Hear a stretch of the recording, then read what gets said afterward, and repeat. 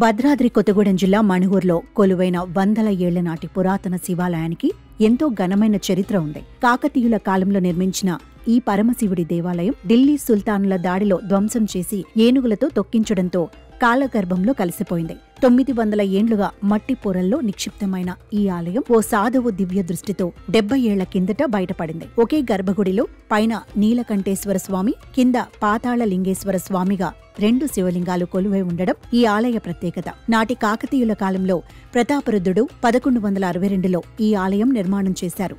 ఎంతో దేదీప్యమానంగా భక్తుల పూజలతో ప్రసిద్ధికెక్కిన ఈ ఆలయానికి ఢిల్లీ సుల్తానుల రూపంలో రాహుకాలం దాపురించింది.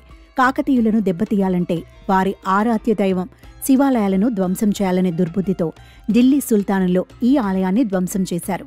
ఏనుగులతో తొక్కించగా ఈ ఆలయం మట్టి పొరల్లో ఒదిగిపోయి నాటి కాకతీయుల కాలం నుంచి సుమారు 950 ఏండ్లుగా కాలగర్భంలో కలిసిపోయిందని స్థానికులు తెలిపారు. ఇక్కడ ఆలయంలో 2 లింగాలు మనకి ప్రత్యేకంగా దర్శనమివ్వడం జరుగుతుంది.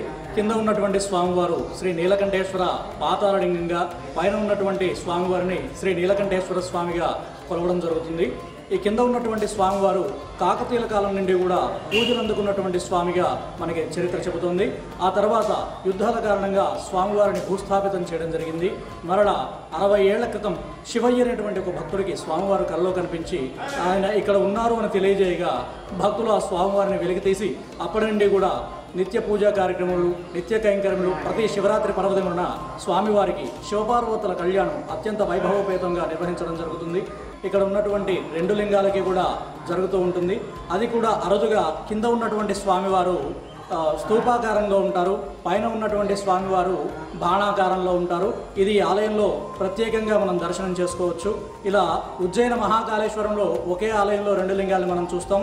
ఆ తర్వాత మన ఆలయంలో ఈ స్వామివారిని 2 భాగాలుగా 2 లింగాలుగా చూడటం జరుగుతుంది. అయితే ఢిల్లీ సుల్తానులు ధ్వంసం చేసిన నీలకంఠేశ్వర స్వామి ఆలయం 70 ఏళ్ల కిందట వెలుగులోకి వచ్చింది.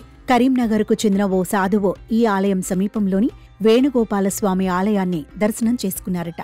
ఆ సమయంలో సాధువుకు కలలో నీలకంఠేశ్వర స్వామి కనిపించి ఇక్కడ మట్టి పొరల్లో ఒదిగి ఉన్నట్టు తెలిపారని స్థానికులు అంటున్నారు. ఆ సాధువు స్థానికులతో కలిసి మట్టి దిబ్బల్లో తవ్వగా ఎంతో శక్తివంతమైన దివ్యకాంతులతో నీలకంఠేశ్వరుడి ఆలయం బయటపడింది. 100 ఏళ్లుగా కాలగర్భంలో మరుగున పడిన నాటి కాకతీయుల కాలం నాటి గొప్ప శివాలయానికి జీర్ణోద్ధరణ చేసి 1990లో ప్రస్తుతం ఉన్న ఆలయం పునర్నిర్మాణం చేశారు.